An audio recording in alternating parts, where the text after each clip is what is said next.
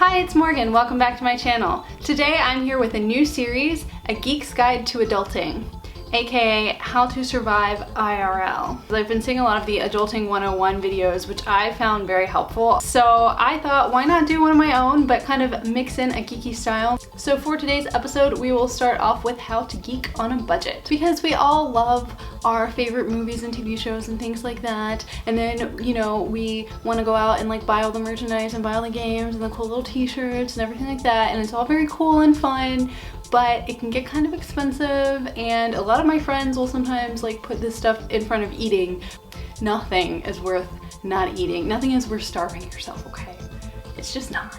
If you're one of those people that loves to spend money on geeky things, the first way to sort of save money is to step back and decide what is it that you really want? What is it that you really get a lot out of?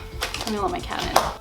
He likes to cause problems when I film. I gotta pet the cat while I talk. So after your basics like bills and eating and sleeping and stuff like that, what do you like to spend money on? Is it video games? Is video games really your passion? Is it more, are you more of a reader? Are you more of a collector? If you're all of these, pick which one is kind of the most important. Second thing I would say is don't splurge or don't immediately buy. So if there's something that you want, you can kind of put it on a list. Like, oh, this new thing came out, I really want this, and give yourself a date.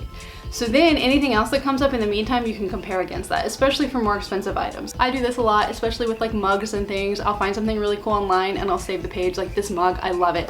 Here's an Iro mug. And then I will be like, all right, I'm giving myself 2 weeks. And for those 2 weeks, anything else that I see that I want, I sort of compare it against that. And if I want it, but not as much, then I'll, again, bookmark it, save it, write it down on my phone, remember for later.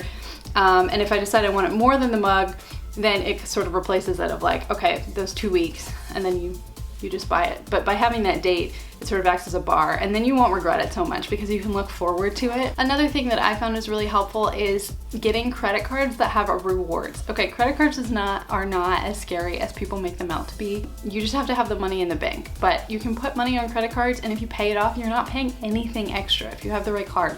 Well, I get Amazon points whenever I use my credit card. So if I put my bills on it and then my statement comes in and then I pay those off, then I've paid all that money, I don't have to pay any interest, and I get like 20 or 30 Amazon points, basically an Amazon gift card. A lot of the cosplay stuff that I get, I buy through Amazon and I just use those gift cards on it. Different credit cards have different benefits and perks and different things that you can get back, and some even have just generic gift cards. So definitely do your research as to what would benefit you and you would get the most out of. Also, buying things used, if you have to have them. I'm a fan of not buying a lot of stuff. I know it looks like I have a lot of stuff, well, a little bit of stuff, but I moved around a lot in my early adulthood, and I have not really been a fan of like stuff. I think it looks really cool. I like practical, buy practical. So if you want to show off like your new favorite TV show, buy a shirt, because you probably need a shirt anyway. And so if you buy a shirt and it has something on it, you're spending a little extra money, but it's something you can actually use. I always go practical over just like a pretty object on your shelf, because you're getting more out of it. Same with like bed sheets, curtains, decorations, anything in your house that you probably would buy anyway, even if it wasn't geeky. Just make it geeky. Also, anywhere that you can, buy secondhand, buy from thrift shops, used game stores, used bookstores. If you're keeping up with the latest stuff, you can see if you can buy things online or buy internet versions, ebooks, e-comics, things like that. Or some places have like a subscription, like Crunchyroll, where you can watch all the anime that you want for a set monthly price instead of having to go out and like pay money for each set whenever you want it. Do things with other people. Like find your other geeky friends, like get together, and if there's a new game that comes out, maybe split the cost of it and play it together. Any way that you can share without causing drama and fighting is always a great way to save money. All right, well, those are my tips for today. I hope you enjoyed that video.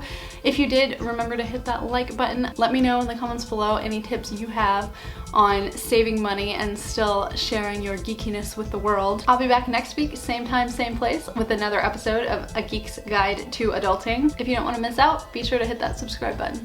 Thanks for watching.